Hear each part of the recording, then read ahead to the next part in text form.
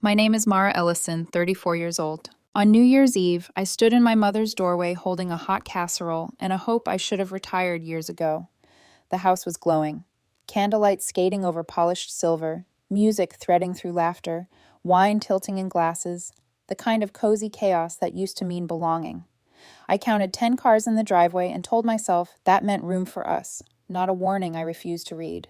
Is there a spot for us at the table? I asked, the twins pressed close behind me, fingers warming on the casserole dish through my coat. My dad didn't flinch.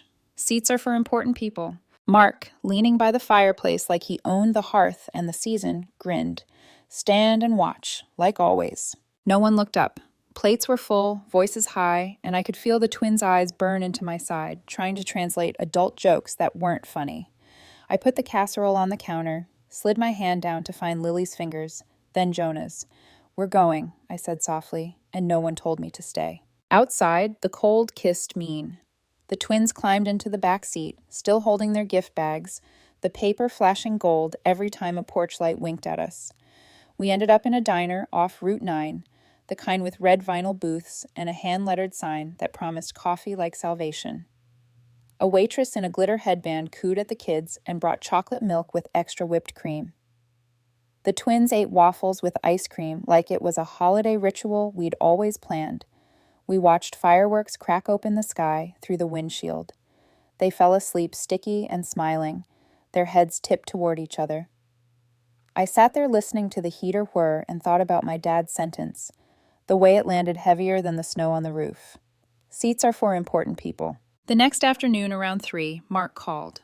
Once. Twice. A third time. I let it ring, watched his name bloom and vanish. On the 4th attempt, I answered. He didn't ask how I was, didn't mention the night before. Mara, he said, voice shaking, I need $14,000. Right now. It's life or death. Silence stretched thin with the words he didn't say. Please, I'm sorry. Thank you. I whispered, Happy New Year, Mark. Ask the important people. Then I hung up. 5 minutes later, Mom called, then Natalie, then Dad. Texts stacked like dishes in a sink no one planned to wash. Urgent, urgent, urgent. If he dies, it'll be on your conscience, Natalie finally wrote, the kind of sentence people hurl when they want a quick yes and no accountability later. I didn't answer. I listened to voicemails. Mark sounded ragged in one. Collapsed lung, he said. Uninsured procedure. Hospital wants half up front. He said Mom and Dad couldn't do it, that Natalie had maxed the cards, that this was life or death again, as if repetition could turn pressure into prayer. Then Natalie sent a photo. Mark in a hospital gown, half upright, eyes closed, tubes in his nose, the harsh honesty of overhead lighting flattening his face. Under it, $14,000 or they send him home. I stared at the picture until my phone dimmed. The twins were sprawled on the living room floor, building a castle out of Legos, asking if they could add a dragon. I heard my dad's voice from the night before, the laughter that followed, and then I heard something else, my own heartbeat stepping into a decision. The next morning, I got up early, braided Lily's hair, tied Jonah's laces, and drove them to school. Then I went to the bank. $7,000, half of what he demanded, half of what I could barely spare. It was more than I'd spent on anything that wasn't for my children, and it felt like slicing off a piece of myself to feed a story that refused to end. I wired the money. I called my mother to tell her. She sounded relieved, like a weight she carried for an hour had been lifted, but her voice stayed cold. No, thank you. Just, when is the rest coming?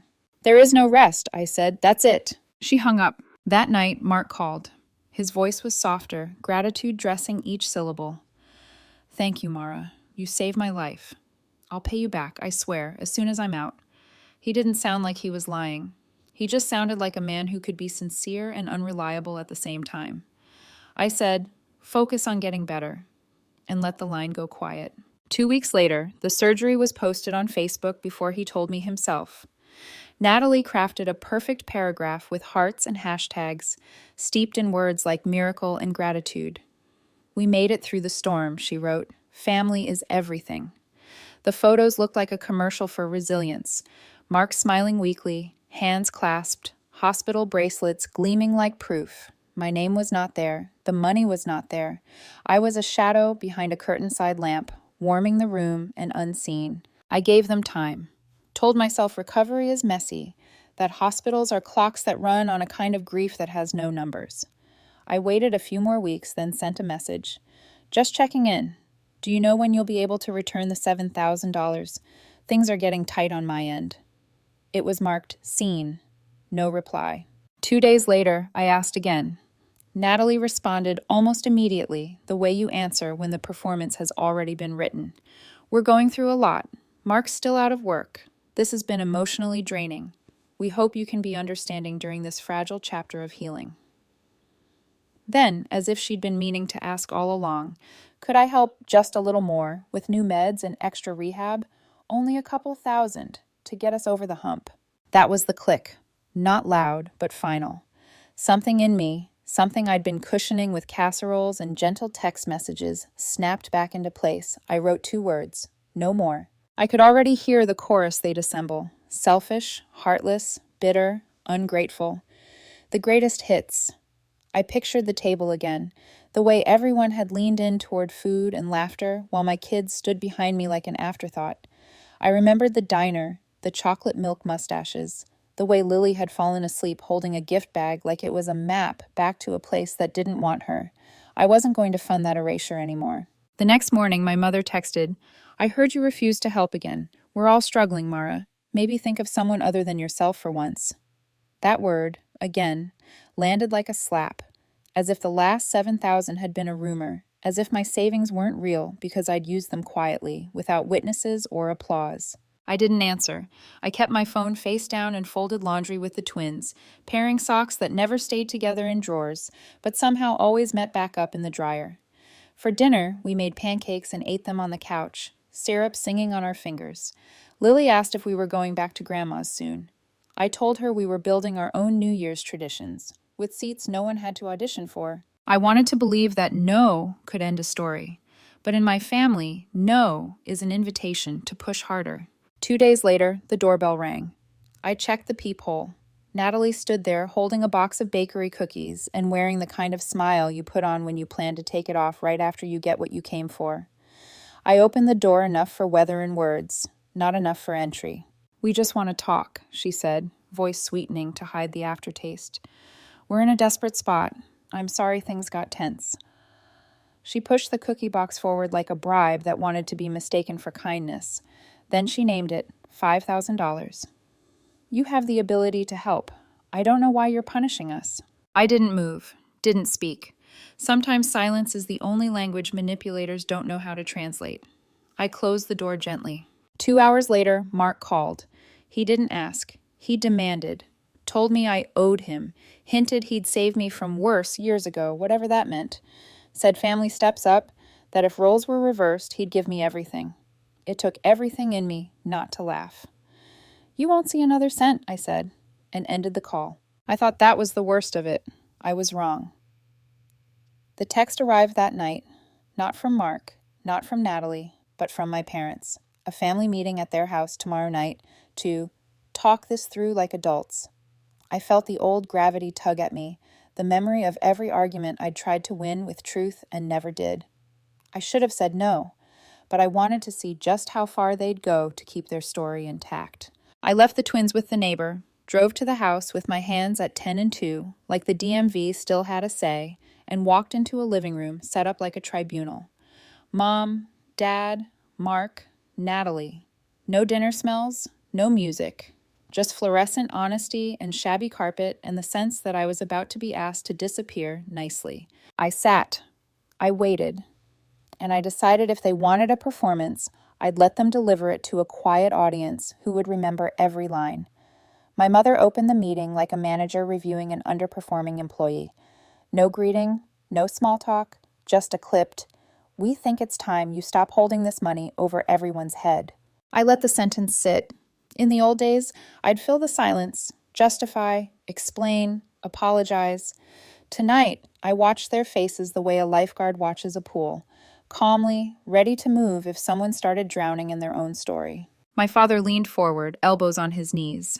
It makes no sense that you can't spare a few thousand more. You don't have a mortgage. You don't have a husband to support. He said it like facts on a spreadsheet, as if my life were a calculation he could solve if I just handed over the right variables. Mark's voice cracked in. We carry each other in this family. Natalie opened a notebook with neat columns and colored tabs. She didn't look at me when she spoke. Here are the expenses you're refusing to help with: co-pays, post-op meds, physical therapy, transportation, lost wages, itemized empathy, monetized urgency. She slid the notebook to the edge of the table, close enough to smell the ink, but not close enough to hand me any power. I waited for the last page of the performance. It arrived fast. We've decided that the $7,000 you wired was a gift, Natalie said evenly, as if reading a calendar appointment, given the circumstances. Mark nodded as if he'd thought of it, as if gratitude for a gift were blooming in his chest instead of entitlement. My father's eyes flicked to my mother, the agreement, then back to me. This was the trap. Not a chaos trap, a paperwork trap. Rewrite the past so the present owed them less. I looked at the notebook, at the tabs labeled in tidy script, MEDES, PT, MISC, gas, and felt something steely slide into place inside me. You're not asking, I said quietly. You're expecting. The answer is no. They blinked. They were ready for the plea, the justifications, for me to bargain with my own backbone. The one thing they hadn't rehearsed was a sentence that ended without a comma. My mother tried a softer key. Mara, honey, this is a family matter. We will repay you when we can. But sympathy doesn't have a clock. I stood. Sympathy isn't a credit line either. I picked up my coat. We're done here. No one moved to stop me. No one said my name like a rope. I walked out of the house that taught me to love without terms and drove home under a sky that looked like static. The twins were asleep when I checked on them, Lily with one sock off, Jonah snoring in gentle little stutters. I sat on the floor between their doors for a minute like I used to when they were babies, and fever scared me. My phone buzzed on the hallway table. Another group text. I let it hum itself out. The next morning, I did the thing that turns flammable family drama into something that cannot pretend it's smoke. I called a lawyer. His office smelled like lemon cleaner and paper. He didn't waste my time. Tell me what happened, he said. And I did. Short, factual, unadorned. I handed him a folder. Wire transfer receipt. The message where I told Mom I'd sent it. Mark's voicemail promising repayment. Natalie's texts. The hospital photo with the caption that had made my stomach drop. He read quickly, a pen resting idle in his fingers. This isn't a misunderstanding, he said finally, eyes on the transfer. This is a debt. It's enforceable. Something in my chest relaxed, then bristled. I'd wanted a witness, not a warrior. But maybe the only difference is what you do with the truth after you hear it. We'll begin with a formal demand, he continued. 14 days to repay the $7,000. We'll note the consideration, the request, the promise. We'll keep the tone clean. No heat. No heat, I repeated, and thought about my father's voicemail, the frost that had lived in his voice ever since I learned to talk back. By afternoon, the letter was drafted. Precise and calm, a surgeon's cut. He sent it certified. I took the elevator down from 10 floors of new choices and stood on the sidewalk breathing air that didn't require permission. I expected the reply to come from Mark, maybe from Natalie behind his keyboard. It came from my father. He didn't recognize the tone for what it was, an attempt to end this without blood, and mistook it for a challenge. His email to my lawyer accused me of weaponizing a moment of crisis, of tearing the family apart for money, a word he paired with me like a curse. He suggested that if I kept going, I'd regret it. The line wasn't explicit enough for police and more than explicit enough for a daughter. My lawyer forwarded it to me with one sentence. We proceed. That night, I drew a bath I didn't soak in and watched the phone on the counter like it might hatch. A call from an unknown number slid across the screen. I almost let it die. Something in me said answer. Hey, the voice said. Careful, familiar. It's Ryan. My youngest brother sounded the same and not the same. Oregon in his vowels. Some newer steadiness under the old shyness. We hadn't spoken in a year. Work, distance, deliberate neutrality. He never joined fights. He just refused to be recruited, which in our family felt like betrayal in its own right. I heard what's going on, he said. I want you to know. I've seen everything. I believe you. You're not wrong. I didn't speak right away. The sentence opened a door in my chest I hadn't known was still locked. When I could breathe, I asked, "How did you see everything?" He hesitated. "They added me to a private group chat before Mark's surgery, to keep the family in the loop. Everyone except you," he exhaled. "I didn't say much in it, I just watched." A pause, then the kind of kindness that hurts because it arrives late. "They've been talking about you for weeks." "Thanks," he said. "At first it was little jabs, then—" He trailed. I took screenshots. I closed my eyes. "Read me one." He did. "Natalie. She's too proud to ask for help but expects to be included. Exhausting." Mark. "Let her stew. She'll cave. She always does." My mother. "She should be grateful we even let her show up." The words didn't surprise me. What surprised me was how easy they sounded in his voice, as if he were reading a grocery list, not because he agreed, but because contempt had become that normal in their mouths. "Do you want the screenshots?" he asked. "I can send them." "Yes," I said, and my voice didn't shake. "Send them." They arrived in a minute, a slow cascade of proof no one intended me to have. I didn't scroll. I stared at the first one until the blue bubbles blurred. A thought rose clear above the noise. Proof is a mirror. They didn't want to see themselves. "They're panicking now," Ryan said quietly. "Mark's lawyer reached out to me. They want to settle quietly. No court." I looked at the bathroom tiles like they might offer counsel. Quiet had been my currency for years. I'd spent it until my pockets turned out empty, and I still owed more. "No," I said. "No settlement. We go on record." A beat. "Okay," he said, and I could hear him nodding, even across states. "I'll be there when you go to court. Just say the word." After we hung up, I sat on the floor and let the phone cool in my hand. The twins knocked on the door to ask if bath time could include boats. I said yes, too quickly, too brightly, and built a navy from plastic cups. Later, when the apartment went soft and quiet, I opened my desk drawer. 2 folders waited. Receipts, bulging now, and another I'd labeled Resolve. Into Resolve, I slipped a printout of the demand letter and the first screenshot Ryan had sent. "Let her stew. She'll cave. She always does." I pressed the folder shut until the cardboard warmed under my palms. I thought of the diner on New Year's Eve, of Lily's chocolate mustache and Jonah's head on her shoulder, of fireworks stitched across a winter sky as if light could mend anything. I thought of the table at my mother's house, the candles mirrored in perfect silverware, the way my father's sentence had cleaved the night in two. Seats are for important people. I wasn't going to beg for a chair anymore. I was bringing my own. When the court notice arrived, date, time, room, with the kind of name only a courthouse loves, I didn't feel fear. I felt the same stillness I'd felt the moment I slid the casserole onto my mother's counter and took my children's hands. A choice is quieter than a fight, but it moves the earth more. I texted Ryan the date. He wrote back a single word. There. I put the notice in Resolve, turned off the desk lamp, and stood at the window. The city breathed in little lights. Behind the glass, my reflection held her ground. Tired, yes, but not bent. Tomorrow, they would try new tactics. They always did. But the story had left their mouths and entered the record, and records don't apologize for being accurate. I locked the door, checked the twins, and slept without dreaming.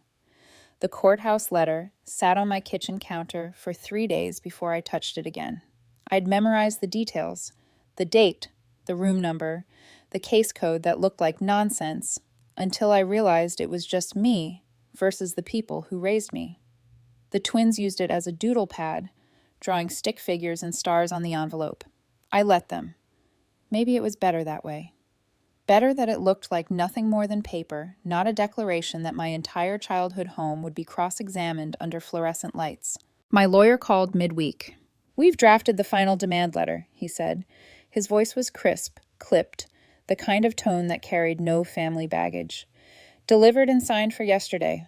If they don't respond, we file." "They'll respond," I said, though I didn't know if I meant it. They always responded. Just not with accountability. And right on cue, an email arrived that evening. Not from Mark, not from Natalie, from my father. He didn't bother with formality. "This is disgusting," it began. He accused me of weaponizing a medical emergency, said I was tearing the family apart for money. He wrote that I was cold, selfish, that I'd regret this. His words were sharp but lazy, the same script he'd used since I was a child. How dare I draw boundaries? How dare I believe my pain had the right to speak? I read it once. Then I forwarded it to my lawyer without a comment. His reply was simple. We proceed. That night, the apartment was too quiet. The twins had drifted to sleep with their heads pressed together, whispers about school projects and whose turn it was to pick Saturday pancakes. I poured a glass of water, stared at my reflection in the kitchen window, and thought about how many times I had let his tone stop me. How many years I'd mistaken fear for obedience. Not anymore. The next day, my phone rang, an Oregon area code. My first instinct was spam, but something told me to answer. Hey, the voice said, hesitant, warm. It's Ryan, my youngest brother, the one who'd moved west, who'd chosen distance over drowning. We hadn't spoken in a year. I heard what's going on, he said. I just want you to know. I believe you. You're not wrong. I didn't realize I was holding my breath until my lungs burned. How do you know what's going on? He sighed. They added me to a private group chat before Mark's surgery, to keep me in the loop. Everyone was in it except you. I leaned against the counter. My hands trembled. And I stayed quiet, watched. I thought maybe they'd calm down. But they didn't. It got worse. I saved screenshots. The silence between us buzzed. Read me one, I whispered. He hesitated, then, Natalie. She's too proud to ask for help, but expects to be included. Exhausting. Mark. Let her stew. She'll cave. She always does. He swallowed. Mom. She should be grateful we even let her show up. The words didn't pierce. They confirmed. They confirmed every cold glance, every seat withheld, every laugh at my expense. Proof, finally, in black and white. I'll send them, Ryan said, all of them. Within minutes, my phone pinged with image after image, blue bubbles stacked like bricks, each one heavier than the last. I didn't scroll. I just stared at the first. My own mother reducing me to a trespasser in the house I grew up in. Ryan's voice was soft. They're panicking now. Mark's lawyer reached out. They want to settle quietly. No court. I laughed. Sharp. Humorless. Quiet had been my role all my life. Quiet at the table, quiet in the corner, quiet when they took and took. No, I said firmly. We go on record. He paused, then, okay, I'll be there, whatever you need. After we hung up, I sat in the dark, the glow of the phone fading against my palm. Proof had always been a mirage in my family. Memories rewritten, debts rebranded as gifts, hurt disguised as love. But now I had it. Screenshots, transfers, voicemails, receipts that couldn't be laughed off over wine. The next morning, I printed everything.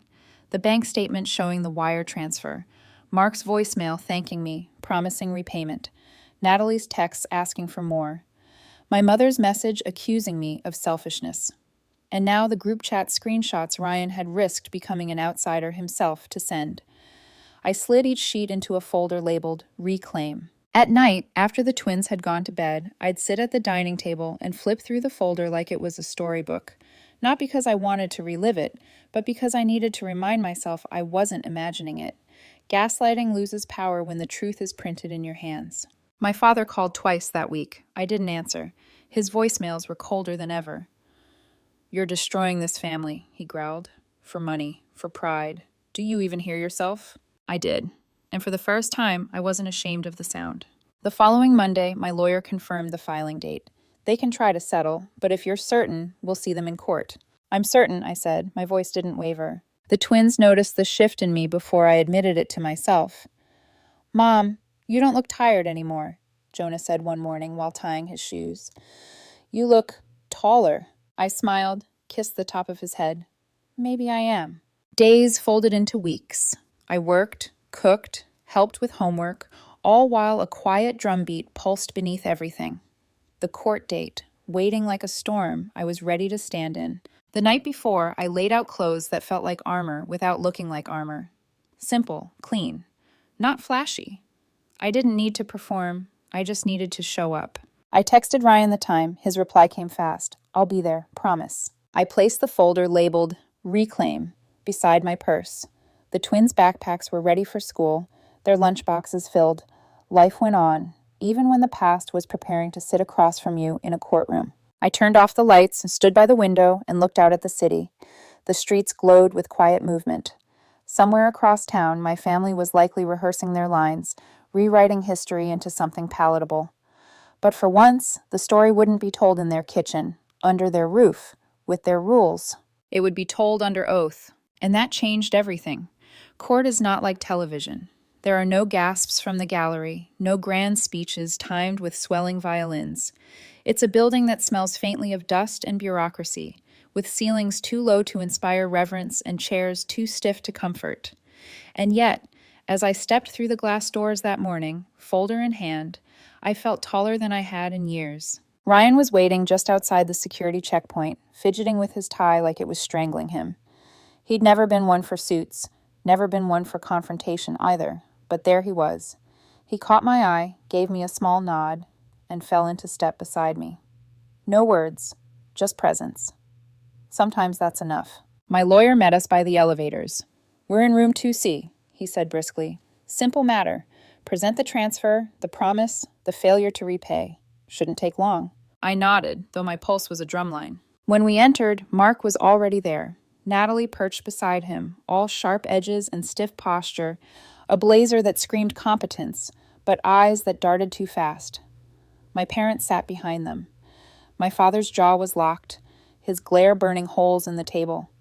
My mother avoided my eyes, her hands folded neatly in her lap as if she were in church. The judge entered without fanfare, a man who looked like he'd seen every kind of petty cruelty families could inflict on one another. He called the case, my name against my brother's. Just names on paper, but the weight of our entire history sat on those syllables. My lawyer began.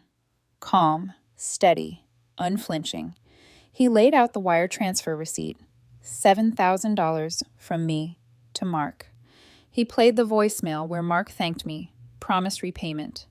He read Natalie's text requesting more, her message declaring the money a gift. He passed the printed screenshots to the judge, each one a blueprint of betrayal. I didn't speak. I didn't need to. My proof spoke louder than any trembling voice could. Mark's lawyer tried to spin. He said it was a misunderstanding between siblings, heightened emotions during a medical crisis. He tried to paint me as vindictive, weaponizing compassion. But when the judge asked Mark directly, "Did you tell your sister you would repay the money?" he hesitated only a second before saying, "Yes." The room shifted. Natalie's face drained, then flushed scarlet. My father's jaw clenched so hard I thought his teeth might crack. My mother closed her eyes. The judge's voice was even. "Then this is not a gift. This is a loan. I find in favor of the plaintiff. Repayment of $7,000 plus penalties and filing fees. 30 days. And that was it. No gavel slam, no cinematic pause, just the end of a sentence that had taken me my whole adult life to write. Outside, Ryan walked with me to my car. He didn't say anything for a long time. Then, softly, "You gave them every chance. They chose this." I nodded, though the weight in my stomach wasn't triumph. It was something heavier, more complicated. I had won, yes, but winning against your own blood feels like amputating a limb that's been poisoned. Necessary, life-saving, and devastating. 28 days later, the wire transfer hit my account. From Natalie's name, not Mark's. No note, no apology, just numbers sliding across a screen, antiseptic and cold. That night, my phone buzzed with a message from my mother. Short, final. "You've made your decision. So have we. Please don't contact us again." My father unfollowed me on every platform. Mark blocked my number. Natalie posted a vague quote about snakes wearing family masks, dripping with subtext so obvious, even strangers would know where it was aimed. I didn't reply. I didn't rage. I just sat in the quiet, letting the silence fill spaces I hadn't realized were empty. In the days that followed, something unexpected bloomed. Relief. The constant tension in my shoulders eased. The fear of my phone lighting up with demands evaporated. For the first time in years, I wasn't waiting for the next emergency that only I could solve. But grief was there, too. Grief for the family I thought I had, the family I wanted my children to know, the family that could have said thank you, or sorry, or even lied kindly. Instead, they'd erased me and then punished me for refusing to disappear. Ryan stayed. He came over the weekend after the ruling with pizza and a new board game for the twins. He helped me fix a cabinet door, watched a movie with us. He didn't bring up court, didn't dissect the silence that now hung over us all. He just showed up, like family is supposed to. One night, after the twins were asleep, we sat on the porch, the winter air sharp against our skin. He looked at me and said, "You never stopped being one of us. They just couldn't handle that you stopped needing them." That was when I cried. Not because I lost them, but because I finally understood. Love that depends on silence isn't love at all. Months slipped by, in a rhythm I hadn't known before, steady, almost gentle. The courthouse, the accusations, the legal letters, they all felt like another lifetime. I kept waiting for a flare-up, another demand, another threat, but the silence stayed. At first, it unnerved me. Then, slowly, it became a balm. Ryan became a fixture in our lives. Every other weekend, sometimes more. He'd show up with groceries or tools, or just his quiet company. The twins grew to expect him, racing to the door whenever they heard his knock. He didn't come with demands, or guilt, or scorekeeping, just presence. One Saturday, as we spread pizza boxes across the coffee table, Jonah grinned and said, "Uncle Ryan's part of our team." And Ryan, eyes shining just slightly, answered, "Best team I've ever been on." It wasn't dramatic, it wasn't loud, but it was real. With the money finally back in my account, I allowed myself to breathe differently. I dipped into my savings, stretched every dollar, and moved us into a slightly bigger apartment. Nothing glamorous, but for the first time, the twins each had their own room. Jonah picked blue walls, Lily picked yellow. We painted together, laughter smudged in streaks of color across our arms. It felt like staking a claim, not just to space, but to dignity, to a future that didn't require anyone else's permission. Work picked up. I leaned into freelance contracts, budgeting carefully. Hard work, yes, but it was mine. Struggle feels different when it builds something, instead of draining you. Then, one afternoon, an envelope appeared in my mailbox. No return address. Inside, a folded money order for $1,000. In the corner, tiny handwriting. From me, not her. Mark's scrawl, unmistakable. I stared at it for a long time. It wasn't enough to cover what had happened, not nearly. It wasn't an apology, but it wasn't nothing either. It lived in that gray space where broken people sometimes hover, too proud to say sorry, too haunted to stay silent. I didn't cash it. I tucked it into the drawer with the other records. Proof of something, though I still don't know what. The holidays came. No cards, no calls, no invitations. I didn't expect any. What I did get was Ryan on Christmas Eve. He brought gifts for the twins, Legos and books, and stayed until midnight, helping them build and read until they fell asleep under the glow of the tree. Then we sat on the couch, peppermint tea in hand, snow feathering down outside. "Why didn't you pick a side before?" I asked quietly, not accusing, just curious. He looked down at his mug. "Because I thought I didn't have to. I thought we were all on the same team." He lifted his eyes to mine. "I was wrong, but I won't make that mistake again." I didn't cry then, but later that night, alone, watching my children curled up safe, I let the tears come. Not for what I lost, for what I finally understood. Sometimes closure isn't reconciliation. Sometimes closure is distance. Sometimes closure is choosing who sits at your table. On New Year's Eve, I set the table for 3, me, Lily, and Jonah. Ryan joined us, pulling up a chair without asking. We ate simple food, laughed at silly games, and counted down to midnight. No one had to earn their place. No one had to beg for a seat. As fireworks cracked across the sky, I looked around that small apartment, at faces lit by joy instead of judgment, and thought, we belong. And this time no one gets to take it away.